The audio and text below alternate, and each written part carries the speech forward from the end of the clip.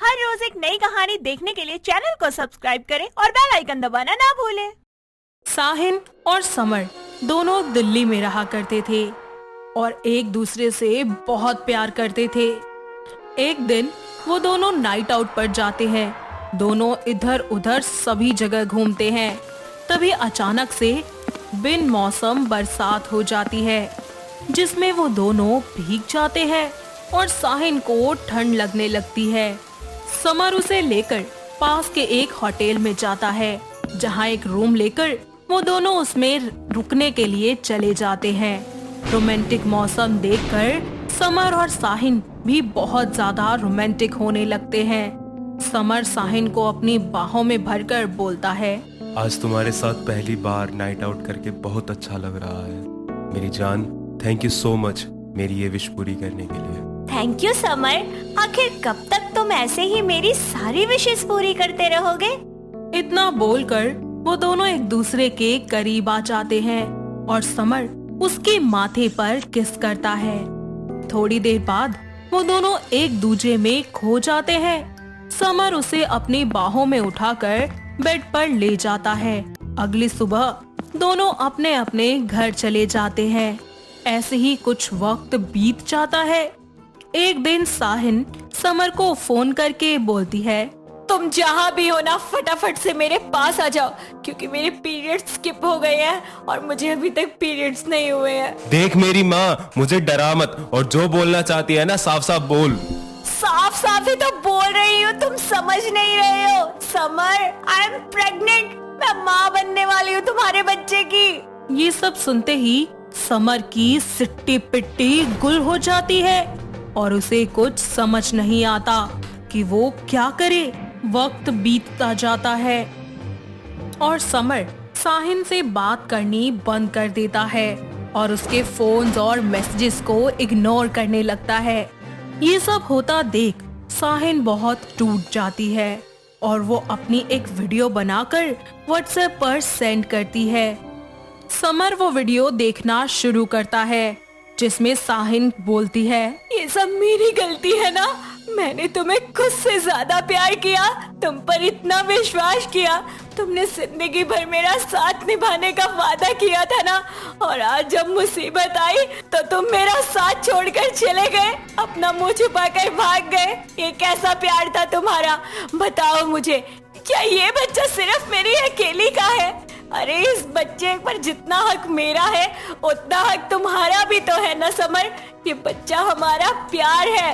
खैर कोई नहीं, तुम नहीं तो क्या हुआ, मैं अकेले ही जी लूंगी अपने बच्चे के साथ। मुझे जो करना है वो करूंगी, पर मैं कभी अपने बच्चे को खुद से दूर नहीं करूंगी। साहिन की ये वीडियो देखकर समर को अपनी गलती का एहसास होता है और वो साहिन को फोन करके उससे माफी मांगता है। साहिन, मुझे माफ कर दो। मैं परेशानी को देख भाग रहा था, पर अब मैं उसका सामना करूंगा और अब मैं तुम्हारा साथ हूँ।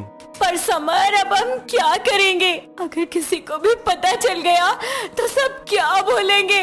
मम्मी पापा मुझे बिगड़ी हुई बोलेंगे और समाज वाले, वो तो मुझे जीने ही नहीं देंगे। अच्छा सुनना, मेरे दिल की तसल्ली के लिए एक बार फिर टेस्ट करके देखना, क्या पता तू प्रेग्नेंट ना हो।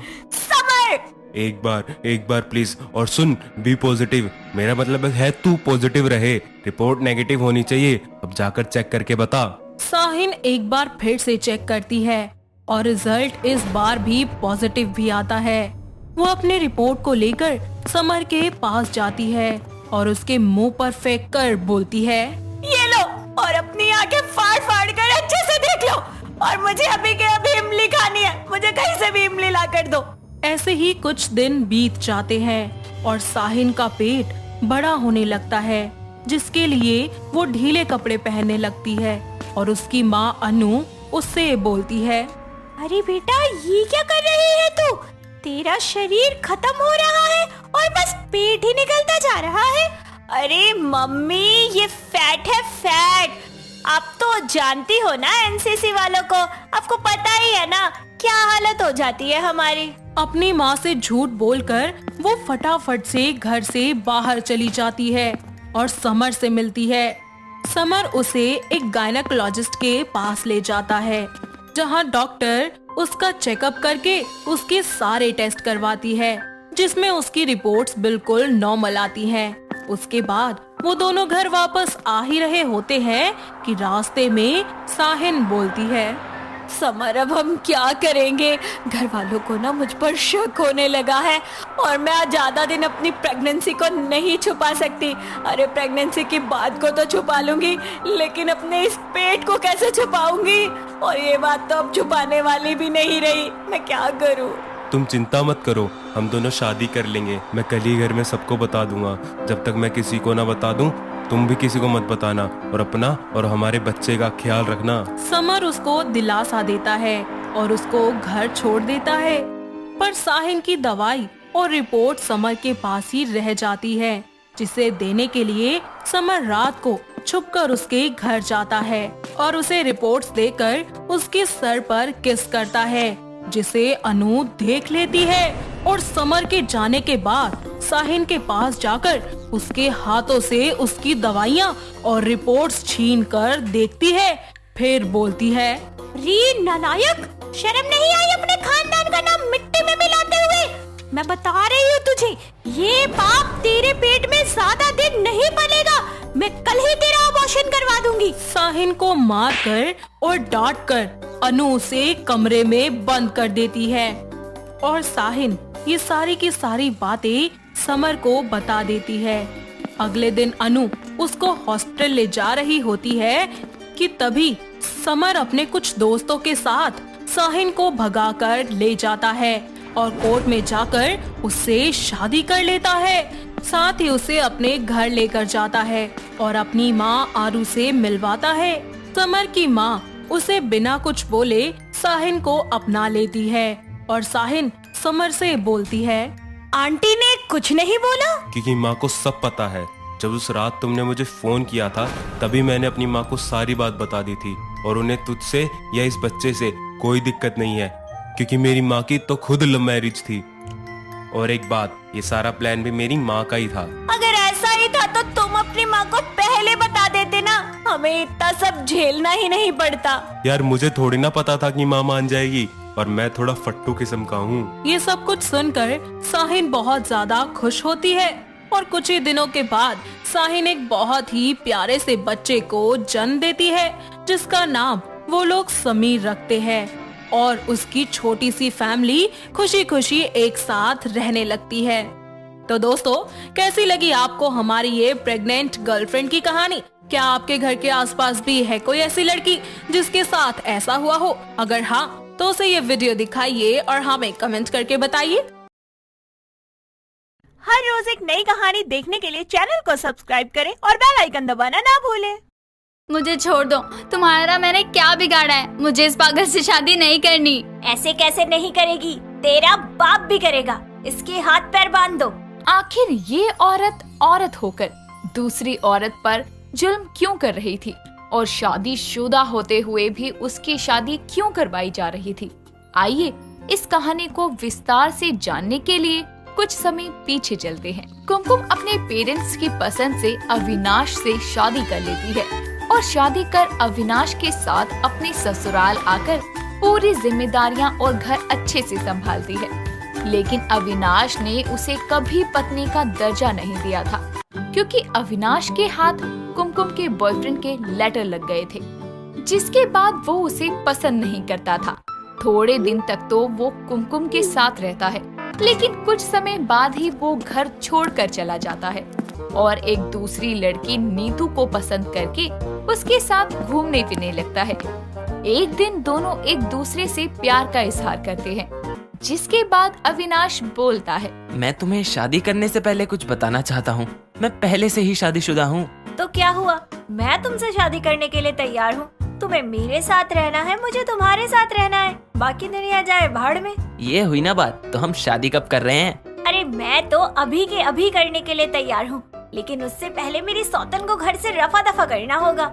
यार ये कैसे कर सकता हूँ? तो हम ही कहीं चलते हैं। हम कहीं बाहर भी नहीं रह सकते इतना बड़ा घर छोड़कर। ऐसा करते हैं, कुछ समय उसको साथ रखेंगे, फिर घर से निकाल देंगे। इस फैसले के बाद दोनों मंदिर में शादी कर लेते हैं और अविनाश उसके साथ घर वापस आ जाता है, जहाँ कुमकुम उन दोनों को शादी के जोड़े में साथ देखकर बेहोश हो जाती है। तभी नीतू बोलती है, ये क्या, ऐसे कौन स्वागत करता है? आरती की थाली लेकर स्वागत करना चाहिए था ना, पर ये तो बेहोश हो गई। चलो चलते हैं, मैं बहुत थक गई हूँ। तुम इसे क्या देख रहे हो? अपने आप होश आ जाएगा इसे, तुम चलो। नीतू अपने कमरे में आराम करने चली जाती है और कुछ देर आराम करने के बाद वो कुमकुम का सारा सामान कमरे से बाहर निकाल कर रख देती है और पानी का ग्लास भरकर कुमकुम के ऊपर डाल देती है। और जैसे ही कुमकुम को होश आता है, वो गुस्से में बोलती है, मेरे ऊपर पानी क्यों डाला तूने? बेहोश थी, तुझे होश में लाने के लिए पानी डाला। अब भाषण कम दे और जाकर मेरे लिए एक कप चाय बना। तू होती कौन है मुझे ऑर्डर देने वाली? मैं क्यों तेरा काम करूं? निकल अभी के अभी मेरे घर से। क्यों निकल? ये घर तेरे बाप ने दहेज में दिया था, मैं क्यों निकलूं? तू निकल। मेरे बाप पर जाती है, रुक अभी बताती हूँ। मुझ पर हाथ उठाएगी? 2 कौड़ी की औरत, मैं तुझे अभी बताती हूँ। अभी अभी इधर आओ। अविनाश नीतू की आवाज सुनकर बाहर आकर बोलता है, क्या हुआ, रो क्यों रही हो? इसने मुझे मारने की कोशिश की। पहले दिन ही इसने मुझ पर हाथ उठाया। अच्छा, इसकी इतनी हिम्मत, अभी बताता हूँ।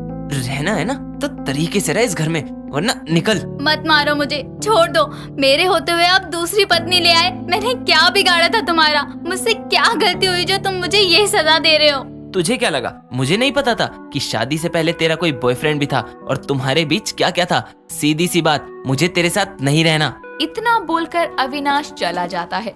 उसको जाता देखकर कुमकुम बोलती है, रुक जाओ अविनाश, कहाँ जा रहे हो? रुक जाओ, मेरी बात सुनो।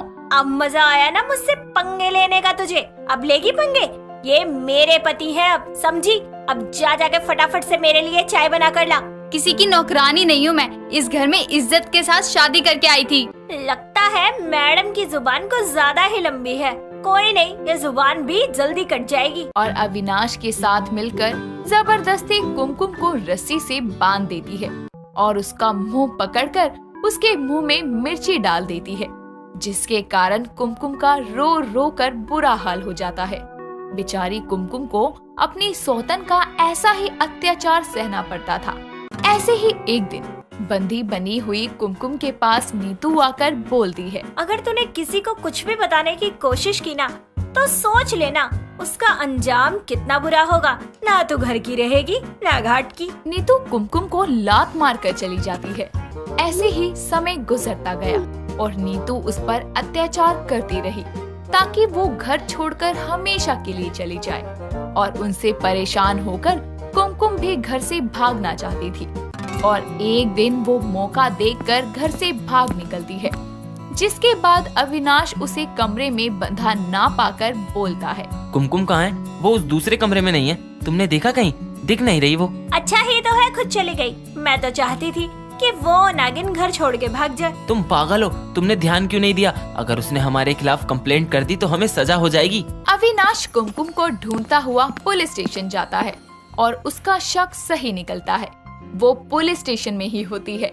वहाँ जाकर वो उसका हाथ पकड़ते हुए उसे वापस ले जाता हुआ कहता है, माफ करना सर, ये थोड़ी दिमाग से पागल है और इस वजह से यहाँ आ गई और खुद को पागल नहीं समझती है। इसका पति भी पागल है, इसीलिए हमने इनको संभाला हुआ है। मैं पागल नहीं हूँ, मैं पागल नहीं हूँ, छोड़ो मुझे, यही मेरा पति है। अब मुझे ही अपना पति बता रही है। पुलिस को अपने झूठ में फंसाकर अविनाश कुमकुम को घर ले आता है और नीतू को बोलता है, इसका ध्यान रखना, अब पुलिस स्टेशन पहुंची हुई थी, मरवा देती आज तो। इसको ले जाकर अच्छे से बांध दो, दोबारा बाहर जाने की हिम्मत ना करे। अविनाश और नीतू कुमकुम को मार मार कर उससे घर का सारा काम करवाते और मजबूरन कुमकुम को भी घर का सारा काम करना पड़ता है। ऐसे ही एक दिन अविनाश और नीतू साथ बैठे होते हैं और नीतू सोच में पड़ी होती है। तभी उसको देखते हुए अविनाश बोलता है, अब क्या सोचने लगी तुम? मेरे पास एक आइडिया है इससे छुटकारा पाने के लिए। क्यों ना हम इसका सौदा कर दें? सौदा? वो कैसे? तुम्हारा मतलब क्या है? मेरा कजन है जो पागल है, हम इसकी शादी उससे करवा देते हैं। तो ऐसे भी इससे छुटकारा पाने का इससे बढ़िया आइडिया और कोई हो ही नहीं सकता। वैसे बेबी तुम हो बहुत इंटेलिजेंट, लेकिन बहुत देर में आइडिया दिया तुमने। मैं अपने कजन की फैमिली से बात करके कल ही शादी की तैयारियां करवाती हूँ। नीतू सौदे की सारी बात कर लेती है।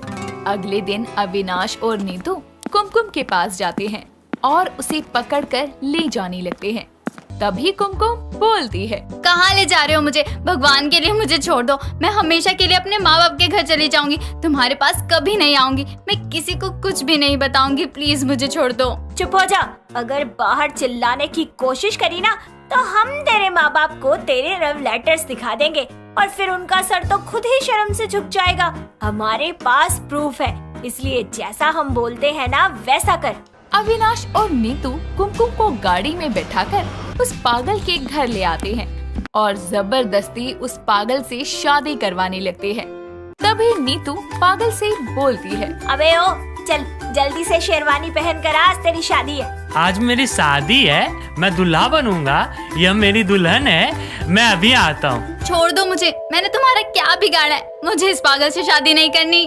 ऐसे कैसे नहीं करेगी? शादी तो तेरा बाप भी करेगा। हाथ पैर बांधो इसके। अरे तुम रो क्यों रही हो? मैं हूँ ना तुम्हारे साथ। नीतू कुमकुम को मारते हुए अविनाश के साथ मिलकर कुमकुम की शादी पागल से करवाती है, जिसके बाद कुमकुम की अच्छी खासी जिंदगी तबाह हो जाती है और नीतू भी अपनी सौतन का सौदा करके उससे छुटकारा पा लेती है।